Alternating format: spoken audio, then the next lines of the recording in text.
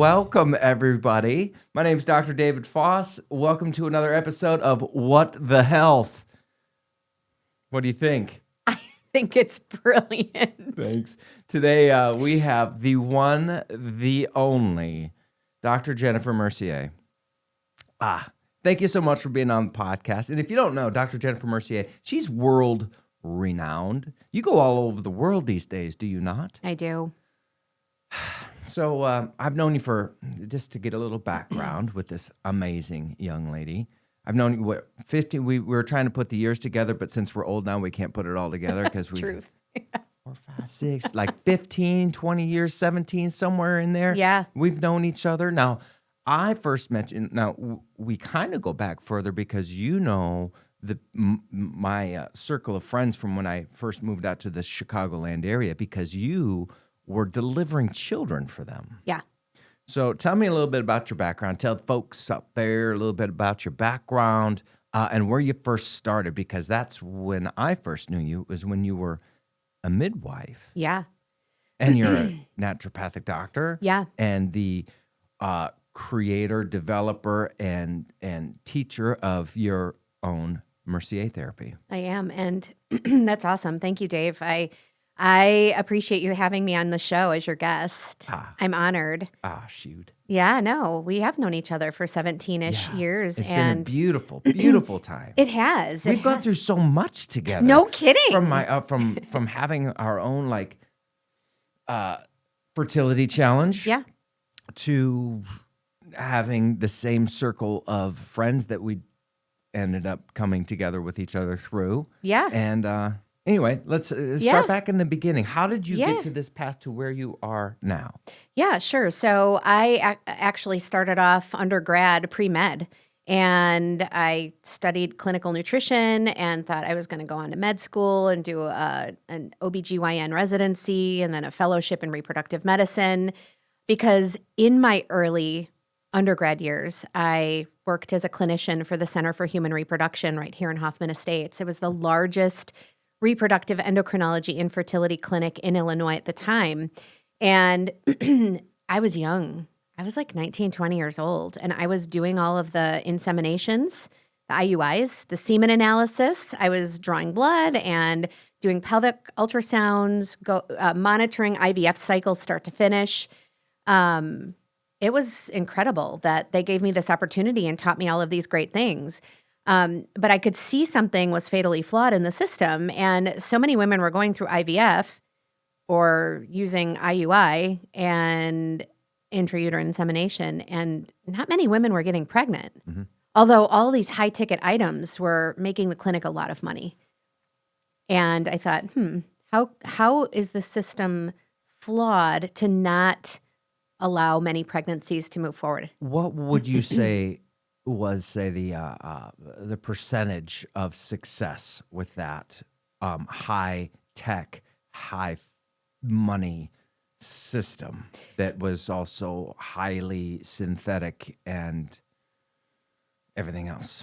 Yeah, unnatural? that's a great question, because back then we started collecting SART data, S-A-R-T, the Society of Assisted Reproductive Medicine or Technology data. And this was a cumulative of clinics across America that were keeping their data to submit to an organization so they could average out the numbers. And you can actually look them up yourself. It's sart.org. There's preliminary data from 2022 at this point. They're working on 2023. Data's always behind. And we kept good logs of data. And I would say maybe an average out of every woman going through IVF, regardless of her age or her pathology, there was probably 23% pregnancy rate, and then a lower live birth rate, because there's a lot of miscarriage that happens after that doesn't embryo even count transfer. miscarriage. That's correct. That just counts 20% for having the start. Yeah. And then 23% is what I figured the numbers to be back then. You can go average them yourself. They're not much different today. The protocols for IVF are pretty much still the same. There are a few different drugs. There are a few things that they've added in over the years that are maybe considered more controversial, like using human growth hormone and testosterone with protocols, using reproductive immunology protocols such as steroids and blood thinners and such have become more mainstream as well, too. But yeah, that's where I got my start. And I applied to med school post undergrad. I got in, excuse me, and I decided ultimately not to go to med school, but I'd finished massage therapy school concurrently with my undergrad degree. And I took a course called Bodywork for the Childbearing Year, where I learned about prenatal massage and doulas and midwives. And I thought, oh my gosh, this is awesome. I want to be a doula. That's where I need to be. So then I trained with 2 organizations to become a doula when I finished up my undergrad degree. And then I thought, I just have to go forward and become a midwife. I have to be the one managing the care and delivering the babies. That's just where my heart was. And so I did. I started an apprenticeship training here in the state, but then I also traveled to birth center in El Paso, Texas, a birth center in Kingston, Jamaica. How old were you at this time? I was 23. Wow. I know. And I traveled to the farm in Summertown, Tennessee with Ina Mae Gaskin and the midwives of the farm. And then also a birth center in Miami. So I did my fair share of seeing all different kinds of populations of women give birth, and it was fascinating to me. Once I knew midwifery was going to be my career, I knew that it was going to be amazing for me. I decided that I wasn't going to be able to be on call forever. It's really hard to be on call 24 hours a day and get very little sleep. And being a solo practice midwife, it's you, and you, Yeah. you know?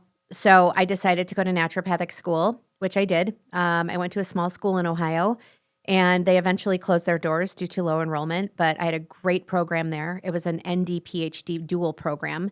And that kind of leads me to the creation of Mercier therapy. Yeah. I had egregious diagnosed stage 4 endometriosis when I was young, and the pain just kept getting worse and worse. The solution that I was given was oral contraceptives or Lupron suppressive therapy. Lupron was definitely not something I wanted to do because that puts you into a temporary state of menopause. So I opted for the oral contraceptive. I started the oral contraceptive. I gained all kinds of weight, had terrible headaches, just felt terrible, and decided that I was going to go off of it, and the pain of endometriosis came back. So I started working on myself. One night, I literally just I was laying in bed, I started poking around in my own abdomen, and it was painful. I thought, oh my gosh, this is like pain I've never felt in my life before. And I would push past the pain. I would keep working, deep work into my abdomen, into my pelvis, and with my next period, it just started. There was no indication that it was starting. There was no pain. There was no headache like I typically become accustomed to. It was incredible. It's as I've stumbled on something that needed to be brought forward to other women. So it's like you were taking the knowledge that you had from massage therapy with everything else and just kind of, and then played around a little bit. Yeah. And you're like, who put this peanut butter on my chocolate? Yeah. Hey, have I used that one before on these podcasts? You do like peanut butter references, and I don't think actually, no, I think you have. I think I did. So sorry, guys. That's my claim to fame. I love butter it. Chocolate. Well, it's delicious. Yeah. And it tastes good on an abdomen, too. Moving on. So you took all of these, all of this knowledge and just started experimenting essentially with yourself, right? Yeah. And then you said, my next period just kind of coasted right in. Yeah. It's true. It happened. And I knew that I had stumbled upon something quite simple, but also quite profound, and then I started implementing it into practice and telling women, hey, if you have endometriosis, come see me. Let me implement this for you and see if it works for you. So it's kind of like a study, if you will. And trial by fire, I just kept working and working. And after a year or two, actually it was about 2 years, women that were told they couldn't get pregnant were getting pregnant on their own. These are women that had aggressive disease pathology, had been prior surgical patients, had tried aggressive medical technologies like IVF, and have failed in every sort of which way that they were going. And once they became pregnant with very little effort, they were surprising the pants off of me, literally. I was like, Yeah. yeah, it What the was what the health, Dave? What the health, Dr. Dave? Yeah, I couldn't believe it. I couldn't believe it. So I eventually wrote a curriculum and started putting, my toe in the pond of teaching, dipping the toe in the pond. Okay, and watching the ripple happen. And professionals started wanting to be trained with me, and we did it. And now, today, as of 2 weeks ago, I taught a class in Copenhagen. I now have providers in 23 countries. Incredible. Thanks. Incredible. Thank so you. with the Mercier therapy, would you say that some is there like remove, no, I don't want to say removing of scar tissue, but is there like scar tissue, connective tissue type work that you're doing? What's kind of like the physiology behind it? What do you think is going on? Yeah, that's a great question. So I don't remove scar tissue, nor do I profess to remove scar tissue, but we can soften it, right? Right. We can soften the scar tissue. The only way to remove it is surgically. Right. But women don't want to go under the knife again. Then you get more scar tissue. You get more scar tissue. Yeah. So it's a beating your head against the wall if you're going to go back in and have scar tissue resected by a surgeon and then having more scar tissue. So I use my hands to apply corrective maneuvers where I can release organs and restore organ function and blood flow. So while scar tissue doesn't have collagen fibers in it, I can sure get in there and release those organs to be more mobile again. And is it painful? It can be. It can be, but it's so profound. The after effect of the work is so profound and so unlike anything else. That I've been so pleased with it. And I mean, so many women that were told they couldn't have babies are having babies. That's the goal of my work. And then women that have pelvic pain, helping them with their pelvic pain. It's so fulfilling and so rewarding. Yeah, when you have these restrictions, Yeah. That creates binding energy, if you will, or lack thereof. Yeah. And one of the keys to life, whether if we're creating life or just trying to enhance our own lives, is motion. For sure. You have to have motion, because when you have restriction, that's when things get rusty and break down and create all sorts of havoc. And so I use the same kind of principle and philosophy in our office as well, as releasing restrictions to enhance the neurological flow through. But, if there's that energy still flows through organs. And if organs and tissues are all locked up and bound up, you're going to get restrictions and you're going to get blocked blood flow. You're going to get hormones that are not able to work how they're designed to. And then everything gets thrown off balance. It's so true. And then the thing is that we've been so conditioned to think that the only way to find some sort of balance is from an outside in treatment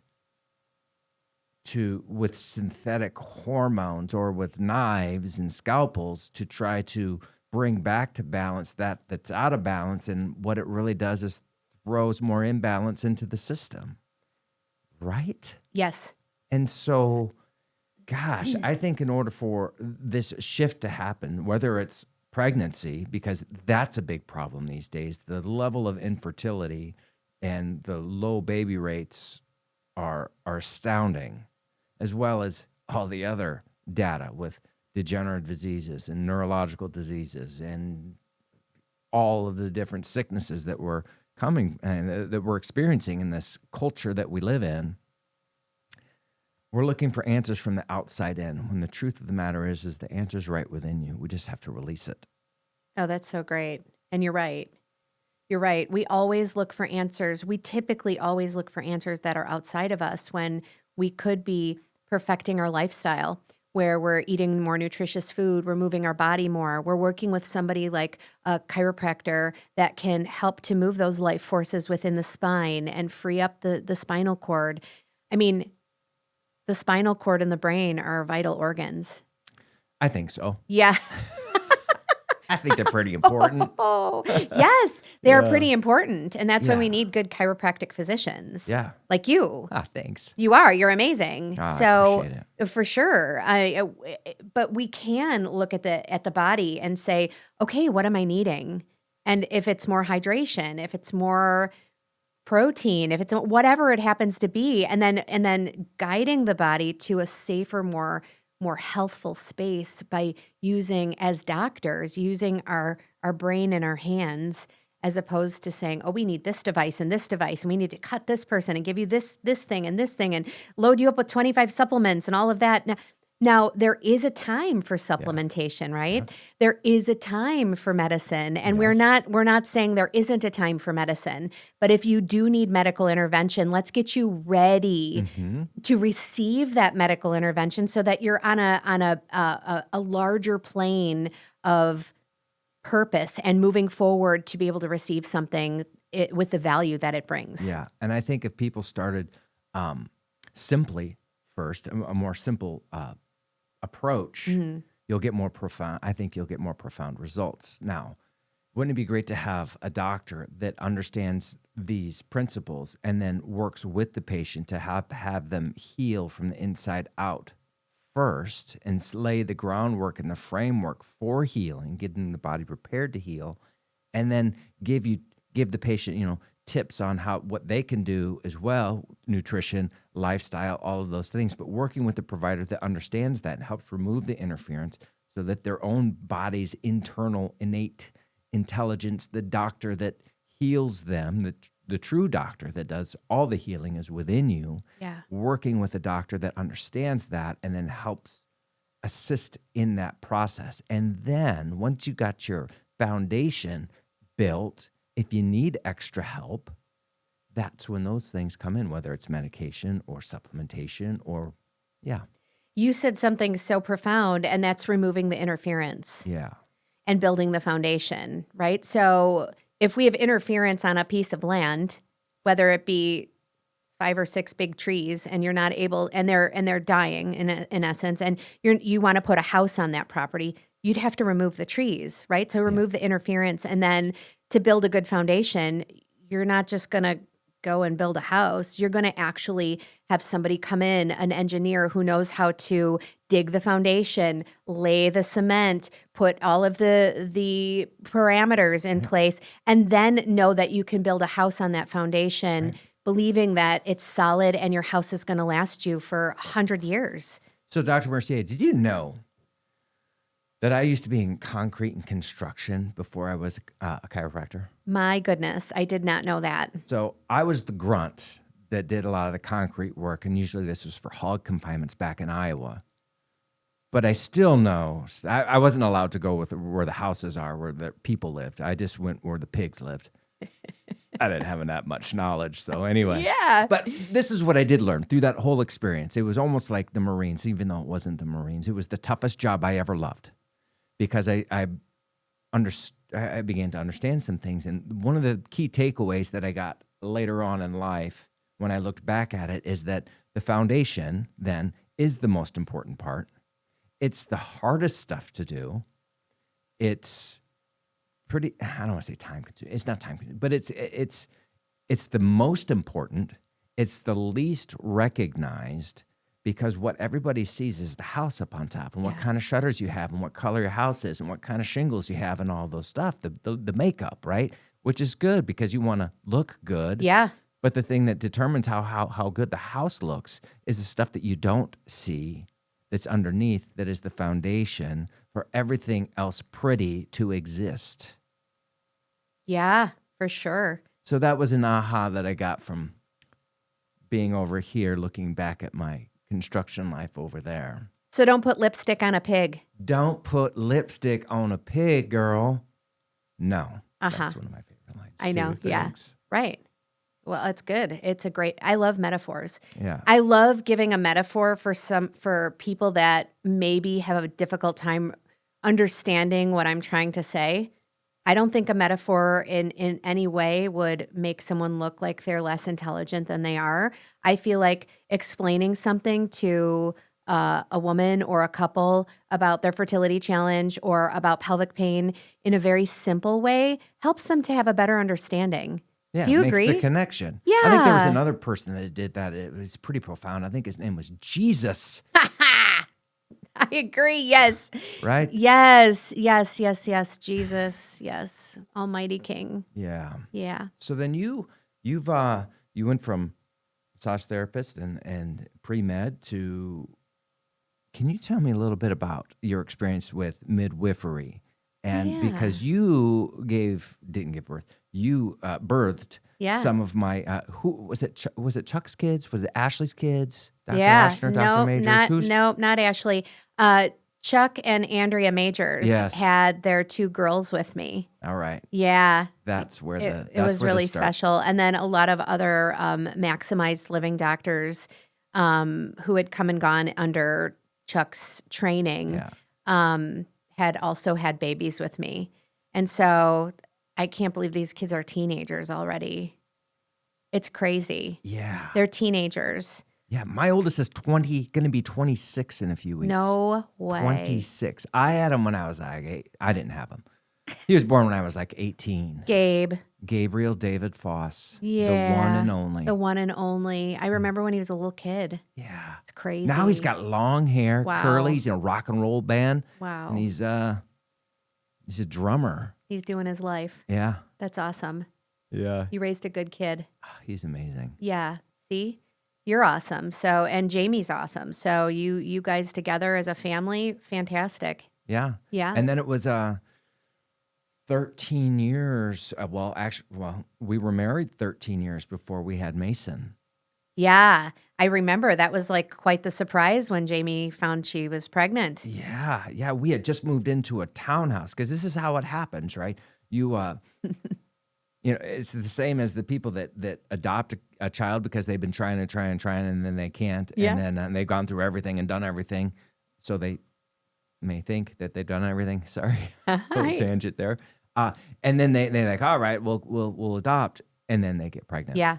So we lived in a 4-bedroom colonial pool and this stuff. And we just had Gabe, kind of part-time, Yeah. because Gabe mostly lived with his mom. And then we moved to a townhouse in Geneva. And then as soon as we moved to a townhouse, a year later, we get pregnant with Mason. And we're like, well, we still got enough room. And then we decided that Hayden was a good idea, which was more than a good idea. It was an amazing idea. Yeah. And because we didn't want to have Mason running around like Gabriel was kind of running around our house flying solo. Sure. He needed a partner in crime. Yeah. So then it was our decision to have another. And then when you have 2 kids in a townhouse neighborhood, it got to be, we needed a little space. It's called Murphy's Law. Yes. Yep. Yeah. Yeah. God was like, oh, so you've got this big house and you think you're going to have babies on your time. Yeah. It's really my time, folks. Sit back and enjoy the ride. Yeah. Move into a townhouse and then you're going to get pregnant. Then you're going to get pregnant again. Oh, I love God's humor. He's so funny. He's like, wow. Him and I are more alike than I can. Yeah. I like that same kind of humor. 100%. Yeah. Yeah. Yeah. And then we were talking about Hayden before, our youngest, and how our children teach us. Yeah. And I may have said this on a previous podcast, but Hayden has given me the biggest lessons over the last couple of years because of the seizure episodes that he experienced almost 2 years ago now. And here I am being a neurologically focused chiropractor, and home birth, Yeah. no vaxes. Yeah. Or like he came out of the birth canal in this birthing tub with twinkle lights in it and these beautiful little sayings on the wall that Jamie had placed up with yarn. And our place was just like this cocoon of Yeah. love and this amazing space right in our bedroom. And Isabel? Yeah. Yeah. Yeah. She was our midwife, and she helped deliver the whole thing. And it was just this magical experience, right? And then there was no vaccines and none of the impurities that many times are associated with brain No problems. interference. No interference, right? And then you have it. So you think you're doing everything right. Yeah. And then all of a sudden, things go south. Mm-hmm. And you think you're doing everything right. And those are the learning experiences that I believe that transform the human being. I agree. And it helped transform me to dig deeper into neurology and to be able to help. Because in my office, I'd see ADD, ADHD, maybe a couple, some on the autistic spectrum, but not like I want to say a bigger problem, but it's still it's a bigger problem. Yeah. When you see your kid seizing, it's scary as hell. Yeah. And that allowed me then to dig deeper and say, all right, what am I missing? Because here I thought I was doing everything right. Yeah. And thank goodness for it, because now it's allowed me to help the parents that I wouldn't have been able to even help before. See what a gift your son gave to you in his own suffering. You learned something really valuable. And that's probably, I would guess, to trust medicine in them caring for you, but also to question medicine, but also to dig deeper and learn a little bit more about maybe another facet or branch that you could add to your practice. Yeah. I mean, hey, I'm a midwife that had 2 hospital births, had 2 C-sections. I planned for water birth with Claire, and she was breech at the very last moment, so I had to have a section. And with Seth, I tried for a VBAC. I was 41 at the time, and ended up with another C-section. Yeah. So it is what it is. And did I learn something? Absolutely. Had I not had a C-section, I wouldn't be able to successfully do C-section recovery work, I don't think. Do you know what I mean? So, I mean, women that have C-sections, they have a great deal of healing that needs to occur, even years down the line, if they've not had any kind of C-section attention, the C-section attention as far as like therapy afterward. Because, yeah, you can look at the scar on the top and see that it's completely approximated and healed. It looks good. It's underneath. It's like an iceberg. This is what I say about C-section, is because underneath is like an iceberg, and it's like finger-like projections of scar tissue adhering itself to all of the underlying structures, the bladder, the bowels, the uterus, the tubes, the ovaries. And then we've got secondary fertility challenges and maybe potentially even pelvic pain or bladder issues.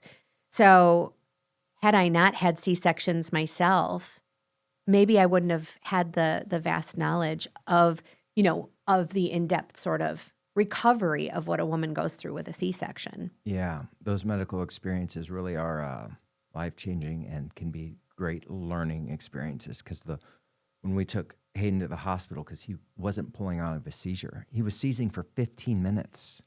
Man, it might have even been 20. Had him been 20 because drove him to the hospital, which I learned, don't do that. Guys, if you ever have a child that's seizing, don't drive him to the hospital. Call 911.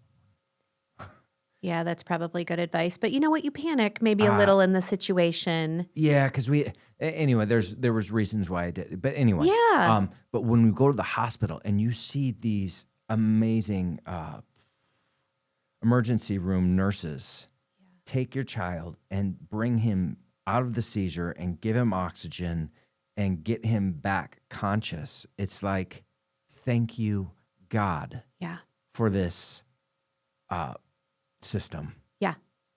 Because they're life-saving. They are. And they're necessary sometimes. Yeah. And, that's the great thing about you and me, is that we are able to discern that. Yeah.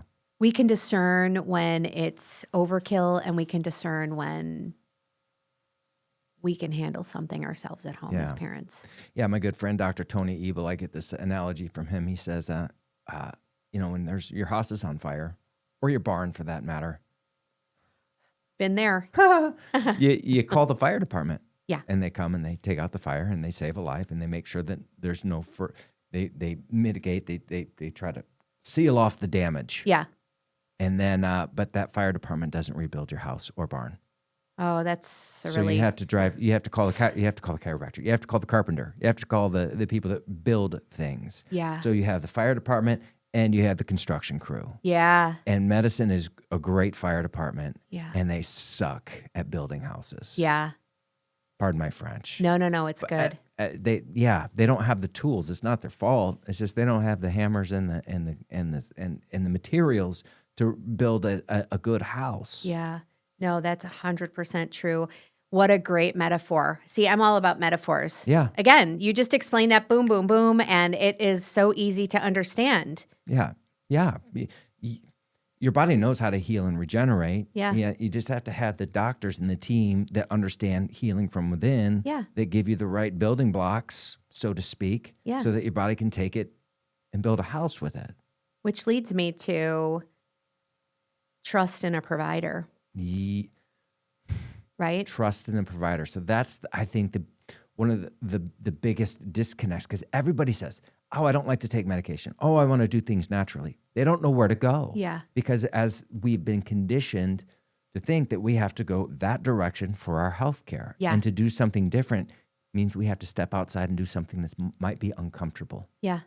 And it's out of the pattern that we've been established since the time we were this big, because it's not even necessarily educated. Like I learned this from a book that this is what you're supposed to do. It gets implanted through action, kinesthetic life. Yeah. Because you go to the pediatrician when you're this big, and then you have to go to the pediatrician to get into school, so we think. And you do all of these things, and as you're doing them, that's the subconscious mind. It's just like driving a car. Yeah. After a while, after a few years, you don't think about putting things all in their gear and how much you have to press the accelerator. You've done it enough times that it's now downloaded. Yeah. And we have downloaded medical care into our subconscious that is what we have to do. Right. And to step outside of that is uncomfortable. And then we have to build the trust, because we have been told to trust a certain way. Yeah. And maybe even possibly trust less this natural way over here. Mm-hmm. And we also, I think, have the subconscious programming that this is more powerful and you're going to get better results here. And you use this as a backup. And this is kind of nice over here. And it's good if people think that that's the lipstick, right? I think people think that the natural care, the wellness care, whatever these words we want to call it, is lipstick. Mm-hmm. And it's the exact opposite. Mm-hmm. This is the foundation over here. That's where all the power comes from. That's where most powerful healing comes from. And you have the fire extinguisher over here, and something that you need because the building is just degenerated. So Yeah. you need to have some extra help over here. Truly. I mean, it's, I think now things are shifting a bit with the consumer. They're demanding When do you think different. that may have happened? How long you got?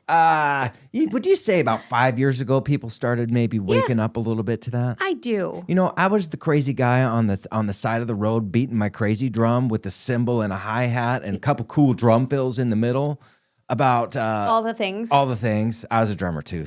So anyway, about maybe we should think twice about injecting our littles with carcinogenic chemicals, neurological time bombs and whatever. You mean the ones that are unsafety tested? Yeah. Those. yeah. Is that what Those you mean? ones. Yeah, yeah. There's no safety testing at all? Yeah, those ones. Oh, that- those. Okay, got it. Yeah. The preschool jabs. Got it. Those Got things. it. Yeah. That maybe I was, like I said, that guy for the last 30 years telling people you can't poison yourself healthier, and just think twice, all right, and maybe 4 or 5 or 12 times, and start doing some research. Mm-hmm. And I thought back in 2020, I thought, man, nobody's how can anybody continue to? What's going on? Can't they see what's going on? Right. And they couldn't, and I got real upset. And then I started realizing, again, just like with my own son, it takes that storm to see the light, and there's silver linings. If it weren't for that diabolical worldwide lockstep, like lie fabrication of propaganda that happened, I don't think people would have begun to wake up to the system that is at hand. The shift. And there has been a massive shift over the last 5 years. Which is great, because before that shift, I think that there was a them and us. So there was a them being the medical providers, and then there's an us being more integrative providers. And now I think the shift is definitely coming more towards the foundational providers. Yeah.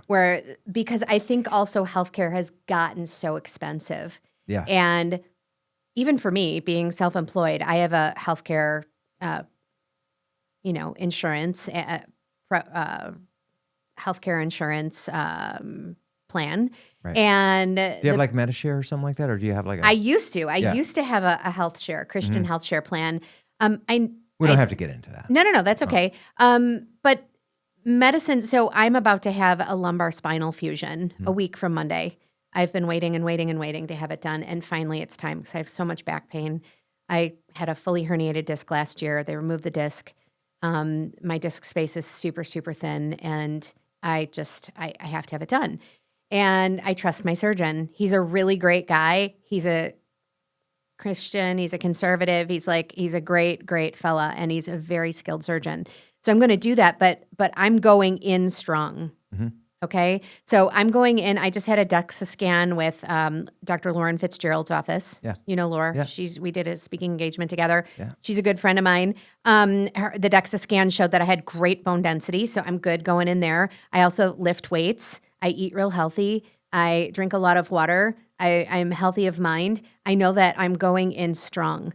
And I know that when I come out, I'm going to do all the good rehabilitation, continue to get adjusted in my upper, vertebral segments. I'm going to continue to lift weights. I'm going to continue to take long walks and do all the things. But I think back to the point of the them and us theory is that people were putting too much trust into a system that has very little to no successful data that suggests safety. Yeah. And when you have to revert to giving an injection of anything to somebody's body and that person just kind of rolling up their sleeve and saying, oh, yeah, hey, go ahead and inject me with it. And then there's repercussions. They really didn't give it too much thought because they were just putting trust into a system that had no data, at all. Yeah. Do you think more and more medical doctors are waking up to the system that they're in? I think the ones that are probably our age are.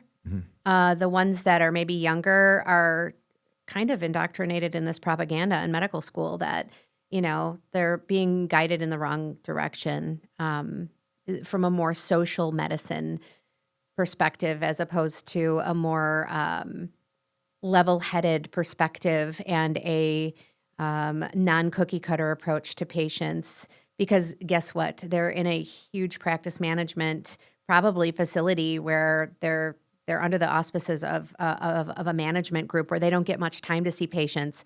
They're seeing 50, 60 patients a day. Oh my gosh, could you imagine? I see 6 to 8 patients a day. I get an hour for each. I wouldn't have it any other way because I don't want to miss anything. Yeah. For you guys, it's different. Like you could get in there and do some adjustments and take care of people that way. But for me, I'm actually sitting down taking histories, like in-depth histories about fertility, and I'm reviewing medical records. So I would definitely miss something. And your care requires that time. Correct. Correct. Yeah. Yeah. You have a new movie coming out. A I new do. documentary. So this is your second documentary. It's my second documentary. Your first one was called? Fertility, the shared journey with Mercier therapy. That sounds legit. Doesn't it? Yeah. It's all about my work. I was at that premiere You at the were. Arcata. Yes, I'll never you forget were. it because Dr. Majors, who is our, I guess our Conduit. Yep, that's the point from which our souls met in a way. He had just passed away. Yeah. I dedicated the movie, that screening, that filming, that premiere night to him. Yeah. Mm-hmm. Yeah. Yeah, it was a special night. So yes, I'm doing it again. We started filming in August 2024, capturing footage of families that I've worked with, professionals from other states that have either come in and worked with me or professionals that I just so jive with and wanted to get their perspective on film. And that film is currently with Talus Films of Chicago. They're putting together a nice feature-length documentary. That new documentary is going to be called Conceiving Miracles. Mm-hmm. And I'm expecting it. It's almost like a pregnancy ending. I'm expecting that the film will be done sometime in spring.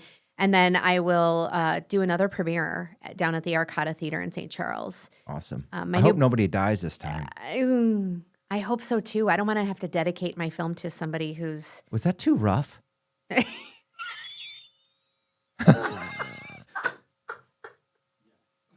Yes. Oh shit! So But that was for the room. that was for Now, Chuck, I love you so much, and Uh-huh. I hope you're having a good chuckle with that one. for sure My gosh, you know that time. So when you were having your for the premiere, room. when you were having your premiere, there was so much going on in my life at this time. So it was February of 2017, if I'm not mistaken. I know it was a snow No, it was blizzard. end of January. It was end a of Jan- snow blizzard that night, no matter what. So It was January, end of February. January. It was end of January. Yeah. It wasn't quite February. Chuck had just passed. We just found out we were pregnant with Mason. And I got a letter from Medicare auditing my records.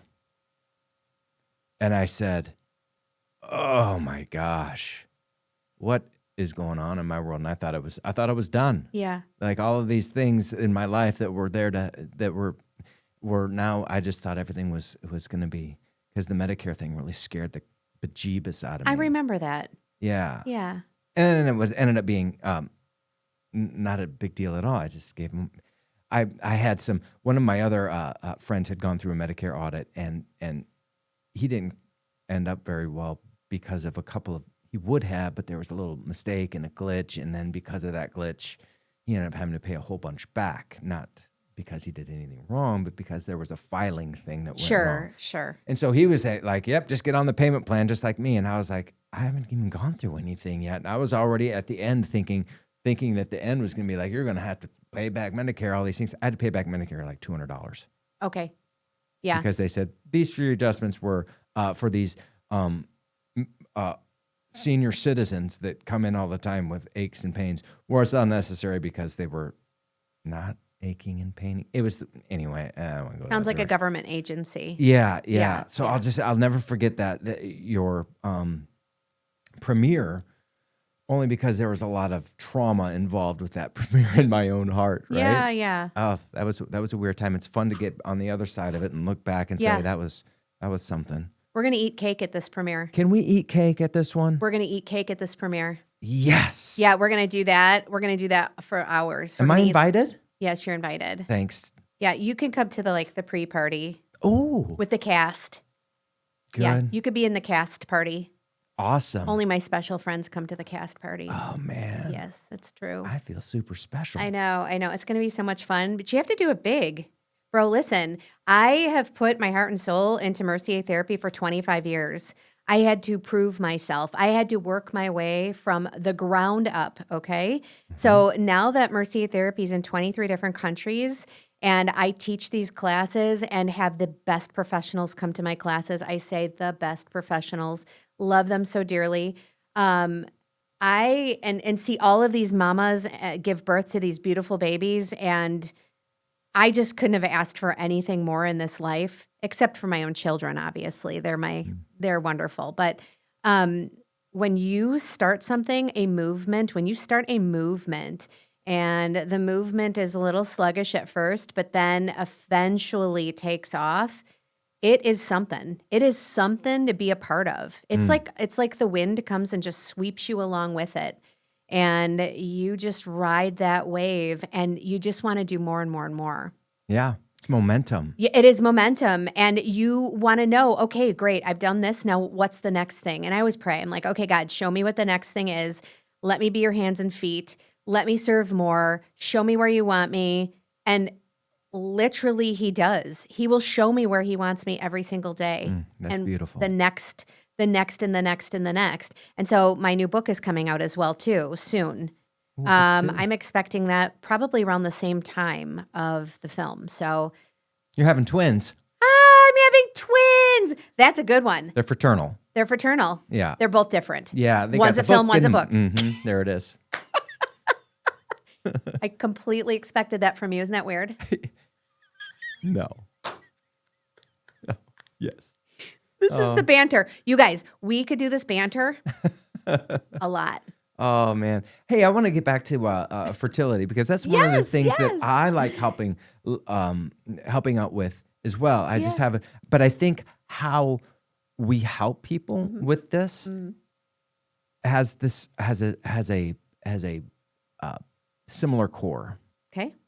Because would you think that stress, how do I want to say this, neurological, just stress in general. So So I believe that it's one of the major issues is neurological stress from trauma, from emotional trauma, from physical trauma, either scar tissue, we'll call it chemical traumas, getting things out of balance biochemically.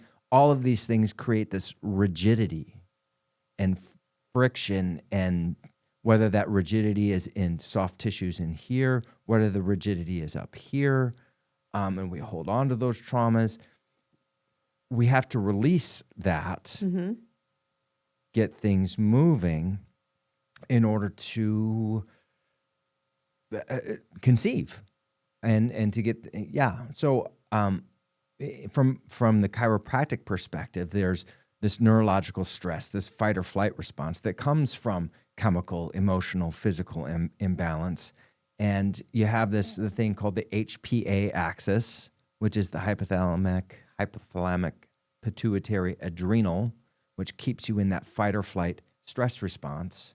And when you're in that stress response, your tissues get rigid.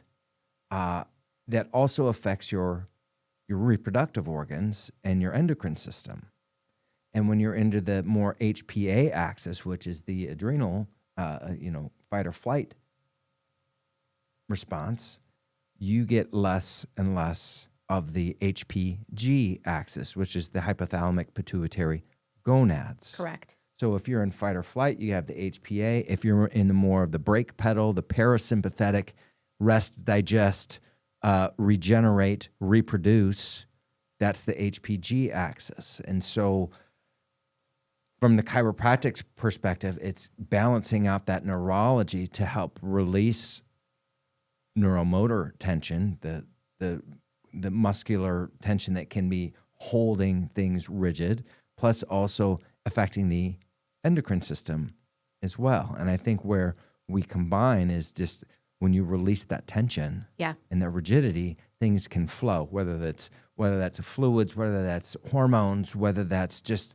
eggs going down a tube, whatever. When the plumbing gets constricted, things back up, and then you don't experience the life you want. I agree with you. That was a really great explanation. I always use the example of if you're watering your garden and then someone crimps the hose and the water doesn't run, or it runs, it trickles, but then it stops. That's the communication between the hypothalamus and pituitary to the ovaries if you're in a state of stress all the time. And then wouldn't you think going through all of the pregnancy, medical pregnancy techniques and procedures increases that stress? Yeah, because we're forcing. And the chemical stress. Yeah, we're forcing the body to do something it's clearly not ready to do. And if you have only a 20-some% success rate at fertility, not conception, but just for fertility, I don't know. I don't gamble.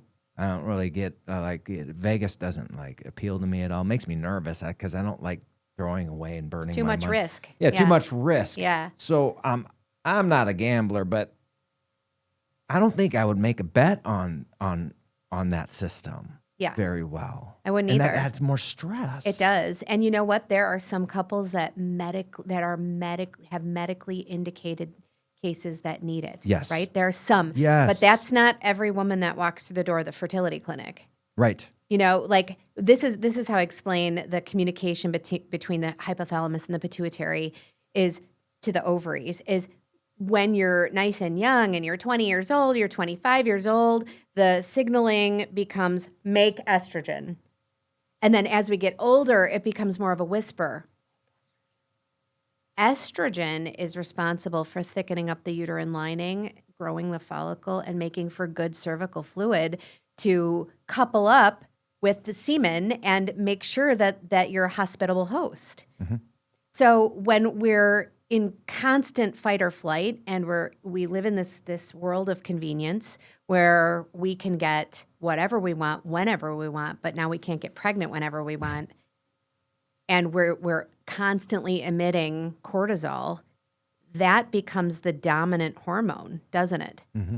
It becomes a dominant hormone, and when you have a dominant hormone, it disallows for the other hormones to progress and be utilized as it's being produced. I think you had said something before in a different situation, momentum. Momentum. So that momentum of stress it's like then that stress builds momentum, and then it's hard to break out of that Yeah. to shift. Yeah. Well, when you have the new normal as being high stress all the time, then correct. It's very, very difficult to shift out and back into a place of very low or no stress. I mean, God created us to have no more stress than gardening. Which if you have a lot of bunny rabbits and squirrels and, well, yeah. That could be stressful. I know. They ate all of my strawberries. I know it. Little stinkers. But it's true, right? Like we are shouldered with so much in this world. There's a lot of noise in the periphery. Yeah. And if we allow it to penetrate our brain as much as we do with social media and such, we're not going to be focusing on the right space. I think when we're also stressed and super stressed, then as a result, we do things that are more convenient. Yeah. And then as we do things that are more convenient, those convenience things are usually pretty crappy. Yeah. Convenience food. Yeah. Anything convenient I shouldn't lump it all together. But I think there's a pretty good track record for things that are more convenient, Totally. not being necessarily so good for you. So as we continue to have a stress response and life gets more stressful and it gets faster and all of these things, then we buy things that are more convenient that don't last as long or that are more garbage or they're less quality. Yeah. And then that just keeps feeding the sick cycle. Yeah, it gives a temporary solution to a long-term problem. And you see that very abundantly clear with the cannabis that's being sold everywhere in these states that have legalized it. Mm-hmm. People are like, yeah, I take THC to go to sleep. Okay, so we're forcing our body to go to sleep now. I drink a glass of wine at night to relax, so we're forcing our body to relax. Right. I eat crappy food, crappy ultra-processed food to crave my hunger before I have dinner. Okay, so we're giving ourselves ultra-processed chemical food that isn't actually nutrition. So there's a lot of facets here that we can It's look easier at. to go to the pediatrician and get an antibiotic for an ear infection because it's convenient and it's what we've been kind of trained to do Right. rather than say, all right, this ear, I'm not saying not do anything for the ear infection. Sure, I'm just saying that there's better, more underlying health promoting ways to not only correct the, I don't want to say treat the ear infection, correct the cause of the ear infection, and then prevent future ones from occurring. Yeah. And then actually then learning from the sickness. Yeah. Because these things they're learning opportunities. But we've been so conditioned to be scared of them that that we're going to die, that there's that something bigger and worse is going to happen if you don't seek medical treatment. And the truth of the matter is that you might need medical treatment. Mm-hmm. But more than likely, unless you're having a heart attack, a stroke, or a seizure, Yeah. you probably don't. And I'm not saying not do anything, but do some chiropractic care. Do something. And that something isn't this fancy little lipstick over here that might work. It's like you put your belief as strongly into these things over here that we think that are fringe as much as you put the belief in a medical system that's been around for so long that has told us that we have to do things a certain way. If we have the same powerful belief, intention of a result that we'll get over here with the natural thing as what we do over there, you'll get better results. Because I think it starts with this. 100%. It starts with your mind. Yeah. And it starts with your belief system. And if you believe it and truly your heart's in it, you're going to get the result that you want. Totally. But More often than not. I agree. But we're taught not to think. We're taught not to literally even have a belief system. The belief system is coming from outside influences, like social media. Yeah. We are Or experts. or experts. We're totally adapting the realm of, scratch that. We're totally believing what people are telling us and taking that as truth. And that's okay to think about it and then come up with something that actually resonates with what your own belief would be, what would be best for your own family. Yeah. And I don't think we would be able to make that shift if we don't experience the lack of, to go back to the ear infection, or say fever or whatever we'll call it a smaller situation, chickenpox, Yeah. measles, mumps, these benign childhood things. Right. And then once you experience it, you start saying, oh, well, as long as I, keep the nervous system clear, I get some vitamin D, I, I get rest. Yes. Then my body learns from that experience and actually gets stronger from it.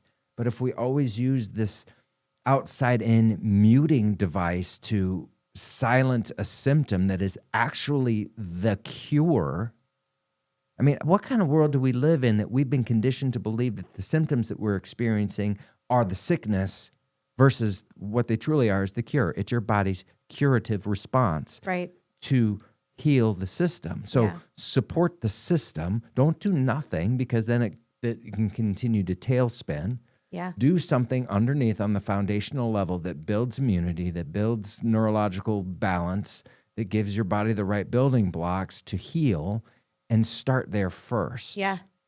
Yeah. That's like the metaphor of the fish swimming in the dirty fish tank. Yeah. Right? So are you going to clean the water, or are we going to take the fish out of the fish tank? What do we do? Like, are we gonna keep it in the dirty water and let it adapt to its environment? Just or, give it a tablet of something. right, give it a tablet of something, and then it can swim around in the dirty Yeah. water, right? Yeah, it's strange. It's Yeah. strange the way we do things. We think that, the cure is always outside of us, going back to that. And some of these childhood diseases such as chickenpox. I had the chickenpox. I have a little thing right here on my forehead. It's beautiful too. Thank you. You're welcome. I mean, it reminds me that my mom told me not to itch my chicken pox. Don't pick the scabs, Jenny. Oh, okay, great. Oh, look, now I have a permanent scar on my forehead for the rest of my life. But really, what's wrong with a kid having the chicken pox? Yeah. And you have antibodies. We Yeah. do have clean sanitation. Like, we do have clean water. Yeah. We have plumbing. Guys, It's a week-long rash. it's a week-long rash. That's all it is. I remember going to a friend's house and getting exposed to it, and that's how I got it. Yeah, we did the same thing with Okay, our what's wrong boys. with that? Yeah. What's wrong with that? But I think as parents experience these issues with their kids, and instead of doing the knee-jerk reflex that we've always been taught to do, take Tylenol. That's a hot one these days. Totally. Reduce that fever with some Tylenol. Or, antibiotics. And there's a time and a place for antibiotics Yeah, too. 100%. But when we knee-jerk reflex to this with every upper respiratory tract infection, every kind of sniffle, sneeze, whatever, rash, whatever we have, and we go to the pediatrician medical doctor for every just rash, infection, whatever, the body doesn't get a chance to learn. Now, once a parent does that and has the experience of, we took vitamin D, we went to the chiropractor, we did these other things, and little Billy got better in a couple of days. Yeah. Then they have the experience. Yeah. And then they learn, and we all learn. Mm-hmm. And I think we need to have those experiences more. But because we're scared into not having that experience, because we're literally afraid for our lives. Mm-hmm. I think we're going to die Yeah. from the measles. Yeah. We are conditioned to be fearful. Yes. And God doesn't bless fear. Mm-mm. God does not bless fear. He does not bless anxiety. He does not bless depression. And when we live in a world of being over medicated, and I don't know if you've done any research on the field of psychiatry, but it's kind of a hot button at this point. There are so many people that are talking about discontinuation syndrome and getting off of, these SSRI, SNRI drugs, even benzodiazepines, and the tough time that they're having trying to come off of these things. it's just been a egregious ride for them. I have a lot of patients that are getting off them, and the hardest. So again, going back to the mind, the hardest thing for them to do is believe that they can be happy without them. Totally. And once they can start to sniff that, Yeah. and I let them know it's like you're not doing it cold turkey. Yeah. You've tried it before, Yeah. maybe, and it didn't work. And so then that, because a lot of them have tried, and they'll try weaning off, and it's like, but yes, but this time we're going to balance your nervous system. Yeah. Underneath it. So it's not like you're doing nothing. It's not like you're quitting cold turkey. Yeah. You're just not choosing that as the main source of how you're going to get better. You're Yeah. going to get better from the inside out. And as your nervous system regulates, you need less and less of the outside in. Love. Isn't that so true?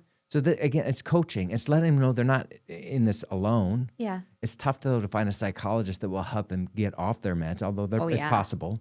Yeah, it's very challenging. Once a psychiatrist writes a prescription, they are very adverse to getting you off of the medication. They want to move you to a different medication or increase the dose or decrease the dose. But I just had a patient in this week, and she was telling me that she's been titrating off of medication for years now. And people they're dealing with severe dysfunction after trying to get off these medications. And she's like literally on a little teeny piece of Lyrica every single day. And she went to her doctor and said, how do I get off of these things? And he's like, just stop it, or just go every other day or do something. Yeah. And she's like, okay, thanks. And she went to ChatGPT and it wrote her a weaning schedule. Yeah. ChatGPT for the weaning schedule. So we have a neurologist for Hayden, and it's funny to me how I'll even use neurological terms like, well, it's how do I want to say this in the most professional? 'Cause I'm not trying to throw him under the bus, but at the same time, you have a doctor that's prescribing, we'll just say brain meds, whether they're psychological or whatever, neurological meds. Yeah. And when I'm trying to explain that, all right, so if the nervous system is dysregulated and out of balance, well, maybe where's that coming from, and what's causing that? And if we can get the neurophysiology running and working better, we would need less and less of the chemical, help. Yeah. So as much as they know about the nervous system, I'm finding out even the best of the best, they know nothing about how to reestablish normal neurophysiology. And that's what it's really about. How do we get dysregulated nervous system back to regulated without outside in pharmacology? And it's possible, and it can be done. Yeah. And it's completely possible. But they're not taught that way, Dave. They're not taught about how to reestablish normal neurophysiology. Correct. Yeah. And that's, I think, the key. That's like the nugget right there. If I can get my nervous system regulating from the inside out, I don't need anything from the outside in. But when our doctors don't know anything about that, right. They know about, seeing a scan or seeing a blood test, and they say, all right, we medicate that and we medicate that. They don't understand how to get normal neurophysiology back on track. And that's where they should be referring to you. That's where we can work together. Yeah. We can coexist here together. Yes. I, think about that same philosophy in fertility. So I work with a group of reproductive endocrinology and fertility specialists, and I will send patients there if they're suspected potential surgical patients, because sometimes surgery is needed to remove pathology. If there's a large cystic mass like an endometrioma or a dermoid or fibroids that need to be removed, great. That allows the way to successful conception and implantation, fine. But can you imagine if a woman walks into a reproductive endocrinology office and she actually has an underlying thyroid condition that no one picked up, and they might run a TSH and they notice that the TSH is high? Well, then they just kind of bypass it and force their way through. But what if they sent that woman to a provider like me, and I could say, okay, now we need a full thyroid panel. We need to look at your T3, T4, TPO, thyroglobulin antibodies, reverse T3, ferritin, like all the things, and really get her to a much better place. And then she starts to self-regulate and she's good again. And then she doesn't need to be forced into becoming pregnant. Yeah. She gets pregnant on her own. Do you know how many times that happens in my world where I'm like, listen, I will be very honest with you. I will tell you if you really are a good candidate for IVF, and I have no vested interest at all if you do IVF. I want to get you in the best possible shape. And then if you really need IVF, I'll let you know. I will definitely let you know. But at least they'll be in a better position They will. foundationally to be able to have success with it. 100%. Yeah. But the reproductive doctor isn't not there for that. They are there for the $30 billion industry that it is. It's an industry. Yeah. It's an industry. It's a money-making industry. Yes, some of these REI doctors are amazing. They're wonderful at what they do. And I work with a really great group. But I see women from around the world, and the stories I hear would make your hair turn white. Not your hair. I'd love white hair. How do you think I'd look with white hair? Maybe a little curl to it, a little goatee. I am definitely picking up what you're putting down. Mm-hmm. Yeah, you know what? I'm buying it for you. That's it. It's that. You know, I was at a alopecia support group one time, and they had these wig people there.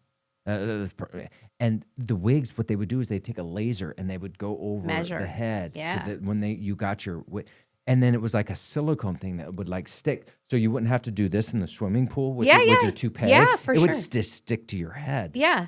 I never looked into it. Can you tell? You should have tried.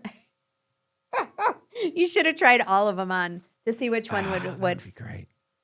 A little off track, but you know that time that I was there was the day that I met Leah Hayes, and I'm going to have Leah on the podcast. So Leah Hayes is a world-class swimmer, Amazing. and she is from Sugar Grove. Okay.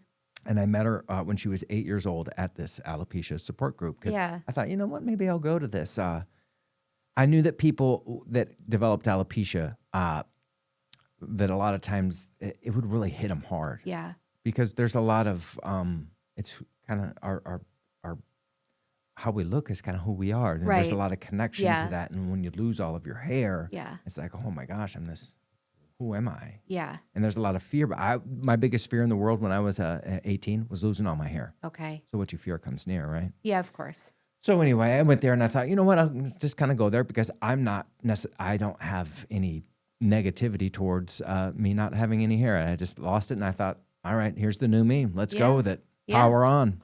Party on, Wayne. Party on, Wayne. And so I thought, you know, maybe there's something I can share, some hope, you know, and just share a little of my energy, just that it's not the world's, you know, it's not coming to an end. And I met this 8-year-old girl who lost all her hair. Aw. And I thought, okay, yeah, that's even a bigger deal, right? Yeah, at 8. At 8. And a girl. Her name's Leah Hayes. Aw. And she just started swimming at that point. Her mom was a swimmer. And then years go by and she continues this swimming. And she then starts getting all the Illinois records for the events that she's in. She breaks the records. And then she's breaking national records before she's even 10, right? And she's 12, she's 30. She's now a freshman at the University of Virginia. And the last 2 Olympics, she hasn't made the Olympics, but she's made the Olympic trials. She made it at 13. Was she 13? 18? Something like that. She's a teenager, right? Yeah. With the Olympic trials. And she also was the 2018 Sports Illustrated Kid of the Year. She was on the cover, Sports Illustrated That's Kids. amazing. Incredible. Yeah. She has, so if you were to meet her, she has the soul of somebody that is so wise, so kind, so like a soft heart, but yet don't get in her way because she'll eat you up in the pool. Yeah, she she's will tough. she'll destroy, like that's her thing. You can tell how focused she is. Yeah. She just has so much wisdom within her. And it's almost like now her superpower is not having hair. That's so cool. So I remember one time it was in 2018 when she became when she was on the cover, Sports Illustrated Kids, and I told her, I said, you know, some people when they grow into their new selves, when they blossom into this new alopecia self, I said some people it crushes them because it's who they're Yeah, their it's who they- identity. their ident- Yeah, that's for the word I'm sure. looking. It's their identity. Yeah. And it can really hurt somebody for cause a lot of trauma. And I said, and some people use this as a springboard into greatness, and you're that person.